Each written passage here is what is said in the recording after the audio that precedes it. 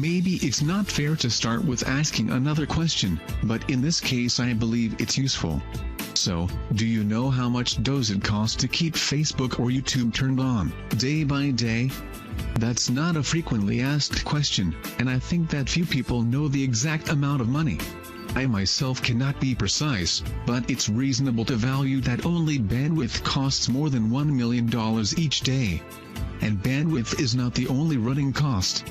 A lot of money, but why should a social network's owner spend such a fortune? Well, I'm sure he's glad to do that because, at least in most recent years, he gains much more money than he spends. So much more. But, wait a minute.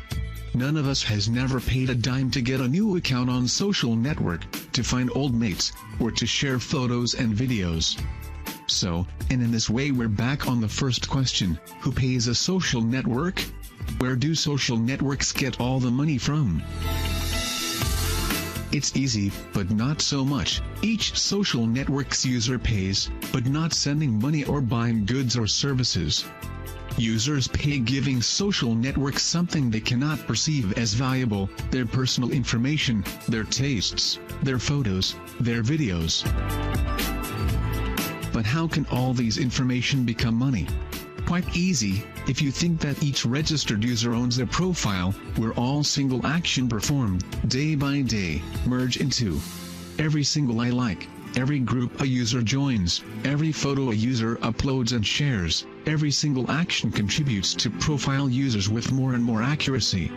Therefore it is very easy to go back to users' purchasing trend, that is goods or services each user is ready to buy.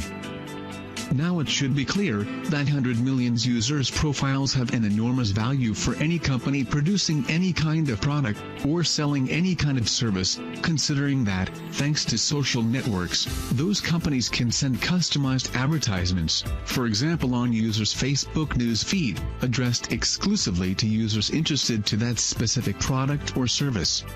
Simple, isn't it? We have fun with social networks and interact with our virtual friends, but in so doing, we are talking about our tastes, our preferences, our purchasing orientations.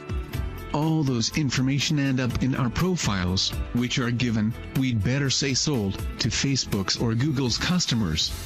Here's where the enormous profits come from, profits that pay social networks owners back for operating costs.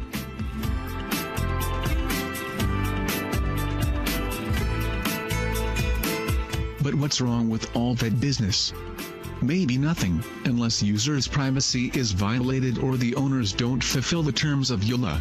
What's important is that users become completely aware of the destiny of their confidential and personal data, and of the business model underlying any social network, but most of all that all users start to give the right value to their own life and personal information.